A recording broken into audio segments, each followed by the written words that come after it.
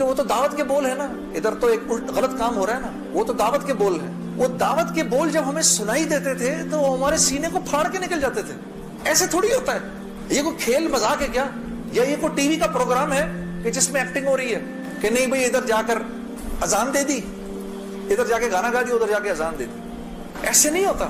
اور پھر اللہ کے نیکی کے کام کرنے کی تو اللہ کی طرف سے توفیق ملتی ہے میرے دوستو. ہاں، عمل صالح کرنے کی تو توفیق ملتی ہے. یہ ایسی تھوڑی کو میرا مطلب ہے خالہ جی کا کھیل ہے کہ 95% نماز نہیں پڑھ رہا اور 5% نماز پڑھ رہا ہے. کیوں ہے ایسا؟ سب کیوں نہیں پڑھ رہے؟ من جانب اللہ توفیق ملتی ہے. خیر جی، میں کھڑا ہوا، میں نے کہا اچھا مولانا آپ سے وعدہ تو کر لیا. میرے دوستو میں باہر نکلا سوچتا ہوا، میرے اندر آپ یقین کرو ایک تلاطم برپا ہو گیا.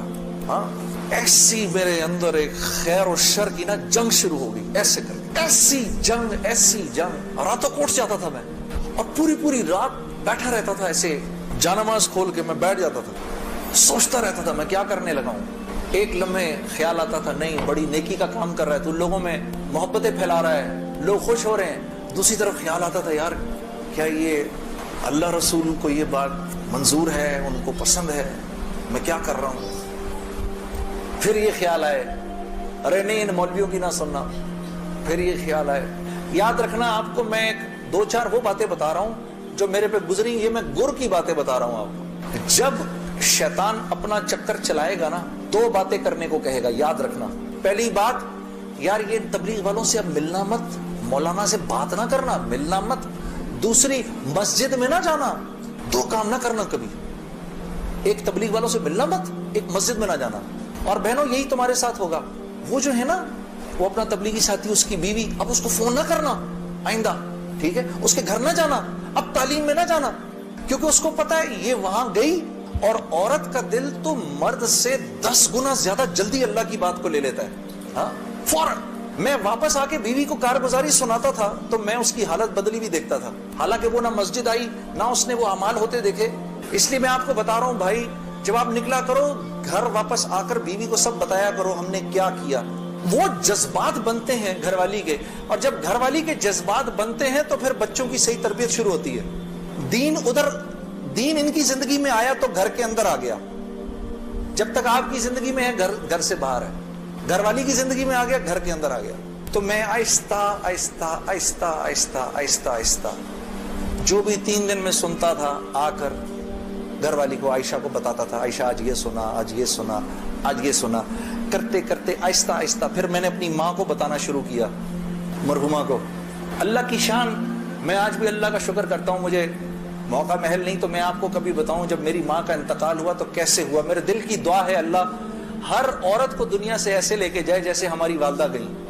تو وہ میں اپنی ماں کو بتاتا تھا. میری ماں بھی ایک دم، اس نے بھی جلدی لینا شروع کر دیا.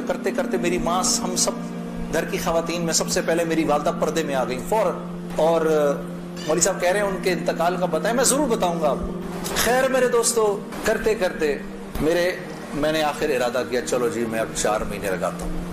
اب 4 مہینے پہ جانا چاہیے، کیونکہ دیکھو تبلیغ میں جب تک 4 مہینے کا کورس نہیں کریں گے اس وقت تک جو ہے وہ بات سمجھ میں نہیں آئے گی. داڑھی کبھی بڑھے گی، کبھی چھوٹی ہو جائے گی، ہاں کبھی سر پہ ٹوپی آئے گی، کبھی اتر جائے گی. 4 مہینے لگانے ضروری ہوتے ہیں، ٹھیک ہے، کام کو سمجھنے کے لیے.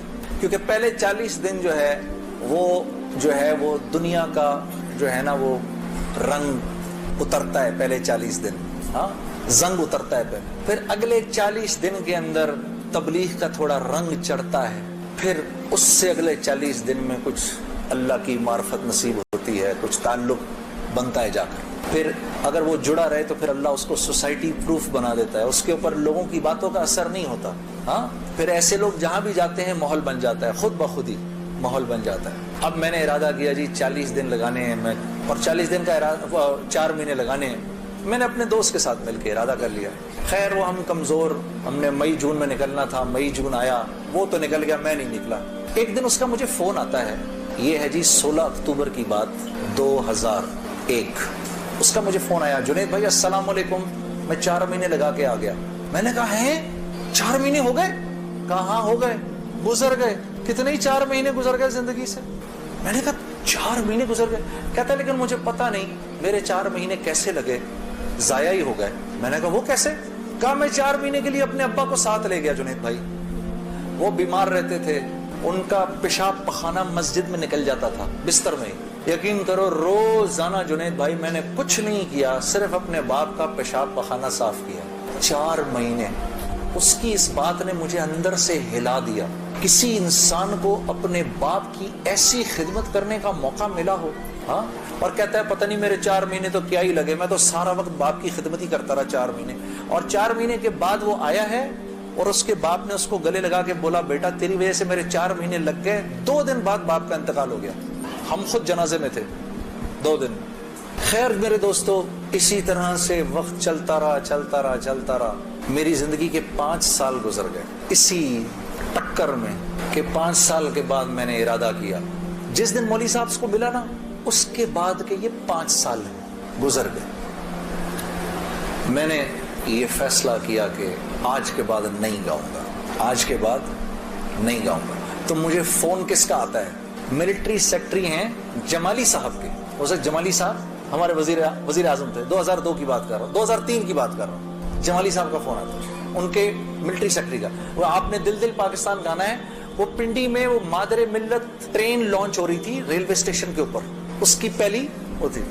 میں نے کہا سر میں تو توبہ کر چکا ہوں, میں تو اب نہیں گاؤں گا. تو انہوں نے کہا جی وہ پرائم منسٹر صاحب آپ سے خود بات کرنا چاہتے ہیں. پرائم منسٹر صاحب بڑے پیارے بہت نفیس جمالی صاحب ایک دم کہنے لگے جنید صاحب وہ بے نظیر بھٹو صاحبہ کا ٹائم آیا تو آپ نے گایا, نواز شریف صاحب کا ٹائم آیا آپ نے گایا, اب جب ہمارا ٹائم آیا تو آپ نے توبہ کر لی. میں نے کہا سر ضرور گاؤں گا لیکن میری ایک شرط ہے. جی جی فرمائیے. میں نے کہا وہاں میں اعلان کروں گا کہ آج آخری بار گا رہا ہوں, آپ کو منظور ہے؟ ہاں جی مجھے منظور ہے. ان کے ساتھ آئے ہوئے تھے وہ انفارمیشن منسٹر اپنے شیخ رشید صاحب, اس وقت انفارمیشن منسٹر تھے. شیخ رشید صاحب کا چلہ لگا ہوا ہے بائی دا وے, اور ان کا چلہ 1970s میں لگا ہوا ہے. اگر کبھی ان کے چلے کی کارگزاری سنے بڑا ایمان بڑھتا ہے. وہ اس وقت کے رائمنڈ کے قصے سناتے ہیں جب رائمنڈ میں ہم بیٹھے ہوئے ہوتے تھے اور ٹرین سامنے سے نظر آتی تھی. مجھے وہ اس وقت کے قصے سناتے ہیں اپنے.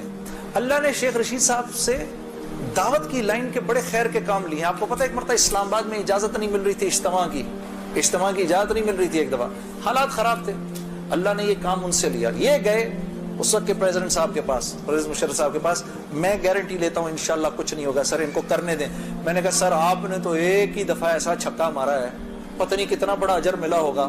3 لاکھ بندہ جمع ہوا, 3 دن اللہ کی بات ہوئی, وہاں کیا کیا بات ہوئی, سینکڑوں جماعتیں نکل گئی, سب آپ کے کھاتے کے اندر. بڑے خوش تھے یہ بات سن کر, باقی مجھے ملا ہوگا. میں نے کہا سر آپ نے تو وہ چھکا مارا ہے کہ ہم میں سے کسی کو ہی ملنا ہوگا. یہ شیخ رشید صاحب بیٹھے ہوئے تھے, وہ مجھے دیکھ کر بڑے خوش ہو رہے تھے. مجھے نہیں پتا تھا کہ یہ خود بھی تبلیغی ہیں. تو یہ دونوں حضرات بیٹھے ہوئے تھے. میں جب جا رہا تھا ادھر ایسے آسمان کو دیکھتا ہوا جا رہا تھا, یا اللہ اوپر سے آسمان کھول کے تو کہہ دے جنید کوئی بات نہیں تو گا لے. میں زندگی بھر مولوی عمران بشیر, طارق جمیل صاحب کسی کی نہیں سننی میں نے. اس کے بعد ایک مرتبہ کہہ دے. میرے دوستو یقین کرو آسمان نہیں کھلا اور میں ریلوے اسٹیشن پہنچ گیا. وہاں جا کر جی ہم نے آخری مرتبہ دل دل پاکستان گایا اور واپس آ گیا. زندگی اب تو 8:45 بج گئے, چلو بات یہاں تک ہی رکھتے ہیں, اللہ آپ لوگوں کا بیٹھنا قبول کرے. اصل حالات اس کے بعد شروع ہوئے, جو بڑے بڑے حالات آئے نا وہ پھر کبھی آؤں گا تو سنا دوں.